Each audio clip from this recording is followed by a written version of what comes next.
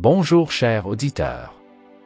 Dans cette leçon, je vais vous donner le résumé de chaque jour de la leçon 8 pour le premier trimestre 2024. Un grand merci à nos abonnés pour leur soutien. Si c'est la première fois que vous regardez cette chaîne, veuillez vous abonner et cliquer sur l'icône du pouce levé pour aimer cette vidéo afin que vous puissiez être averti lorsqu'une nouvelle vidéo est publiée.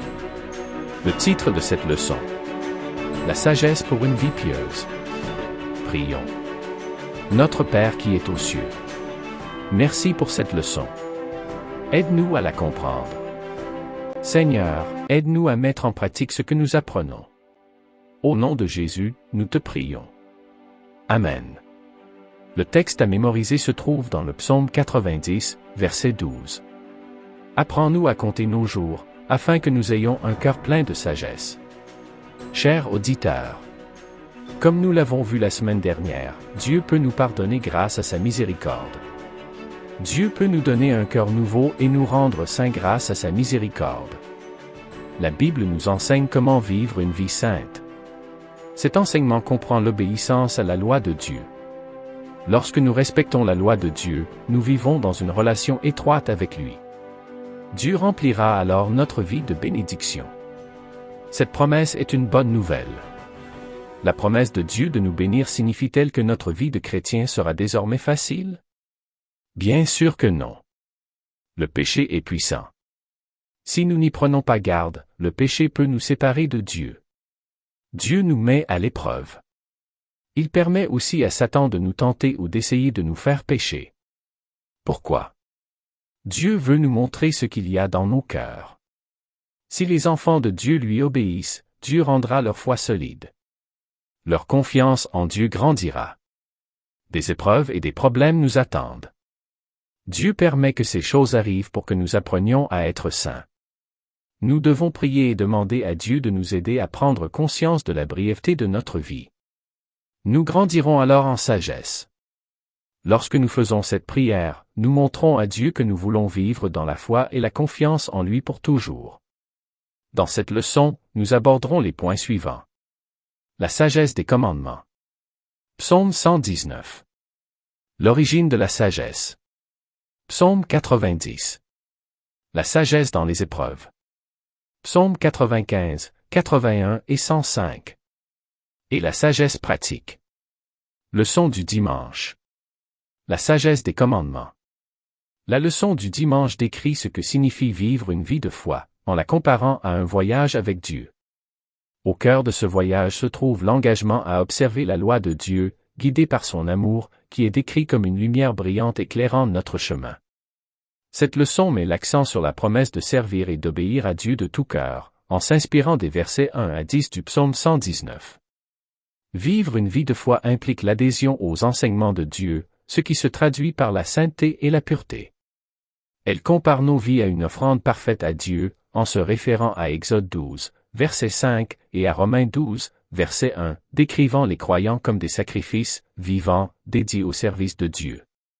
En outre, la leçon souligne l'aversion pour le péché qui accompagne une vie de foi, mettant en évidence le pouvoir transformateur de l'amour de Dieu qui nettoie et purifie le cœur. Elle met l'accent sur le désir de plaire à Dieu de tout cœur et d'aligner nos actions sur sa volonté, comme l'exprime le psaume 101, versets 2 et 6, et le psaume 18, verset 32. Dans l'ensemble, cette leçon de dimanche présente une vision convaincante d'une vie de foi caractérisée par la dévotion, l'obéissance, la pureté et un profond désir d'honorer Dieu dans tous les aspects de la vie. Elle invite les croyants à s'embarquer pour un voyage de toute une vie avec Dieu, guidé par son amour et sa grâce. Leçon du lundi, l'origine de la sagesse. La leçon du lundi aborde les thèmes de la mortalité humaine, du péché, de la grâce divine et de l'acquisition de la sagesse par la vénération de Dieu, comme le décrit le psaume 90. Elle met l'accent sur la brièveté de la vie humaine par opposition à la nature éternelle de Dieu, soulignant ainsi le caractère éphémère de notre existence. Bien que nous ayons vécu dans le péché et que nous ayons mérité la colère de Dieu, sa miséricorde et sa grâce s'étendent jusqu'à nous, nous offrant satisfaction et rédemption. La leçon souligne l'importance de se laisser instruire par Dieu, ce qui conduit à l'acquisition d'une véritable sagesse. Grâce à cette sagesse, nous apprenons à reconnaître la nature éphémère de la vie et à craindre et révérer Dieu. En outre, cette sagesse nous incite à nous repentir de nos péchés et à aligner nos actions sur la volonté de Dieu, ce qui nous permet d'accomplir les desseins qu'il a pour nous. En résumé, la leçon du lundi appelle à la réflexion sur la temporalité de la vie, les conséquences du péché, la grâce de Dieu et le pouvoir transformateur de la sagesse acquise par la vénération de Dieu. Elle exhorte les croyants à vivre avec un sentiment d'urgence, en recherchant la sagesse et en alignant leur vie sur les desseins de Dieu. Leçon du mardi. La sagesse dans les épreuves. La leçon du mardi explore le thème de la sagesse dans les épreuves, en s'inspirant des psaumes 95, 81 et 105. Elle compare les résultats des épreuves avec et sans sagesse, en utilisant des récits bibliques pour illustrer l'importance de la sagesse dans la gestion des circonstances difficiles. Le texte commence par décrire les conséquences de l'affrontement des épreuves sans sagesse, en prenant l'exemple de la mise à l'épreuve de Dieu par Israël à Mériba. Bien que Dieu leur ait fourni de l'eau en réponse à leur grognement, le manque de sagesse d'Israël a conduit à la poursuite de la rébellion et à la punition qui s'ensuivit. La leçon souligne que si Israël avait abordé l'épreuve avec sagesse, en reconnaissant la souveraineté de Dieu et en faisant confiance à sa provision, il aurait pu connaître de grandes merveilles. En revanche, le récit de Joseph est un exemple de sagesse face aux épreuves. Bien qu'il ait été injustement emprisonné et maltraité, Joseph est resté ferme dans son engagement à servir Dieu. Grâce à sa sagesse et à son obéissance fidèle, Joseph est finalement sorti victorieux, Dieu l'exaltant et l'utilisant comme instrument pour apporter la vie et la prospérité à toute la famille d'Israël. Dans l'ensemble, la leçon du mardi souligne l'importance de la sagesse dans la traversée des épreuves, en mettant en évidence la différence entre une rébellion obstinée et une obéissance fidèle. Elle encourage les croyants à aborder les difficultés avec sagesse, en faisant confiance à la souveraineté et à la provision de Dieu, et en restant fermes dans leur engagement à le servir quelles que soient les circonstances. Grâce à la sagesse, les croyants peuvent surmonter les épreuves et devenir des instruments de la bénédiction de Dieu pour les autres, tout comme Joseph l'a été. Leçon du mercredi, la tentation et le chemin du mal. La leçon du mercredi aborde le thème de la tentation et de la voie du mal, en utilisant le psaume 141 comme point focal. Le psaume est présenté comme une prière cherchant à être délivré des tentations intérieures et extérieures, soulignant la reconnaissance de la fragilité humaine dans la résistance au péché sans intervention divine. Le texte décrit le processus de la tentation, qui commence par l'inclinaison du cœur vers le mal, conduit à la commission du péché et culmine finalement dans la délectation du mal. Cette progression est décrite comme séduisante et rusée, illustrant la nature insidieuse de la tentation. La leçon met l'accent sur la nécessité de prier continuellement pour résister à la tentation, reconnaissant que la force humaine ne suffit pas à vaincre l'attrait du péché.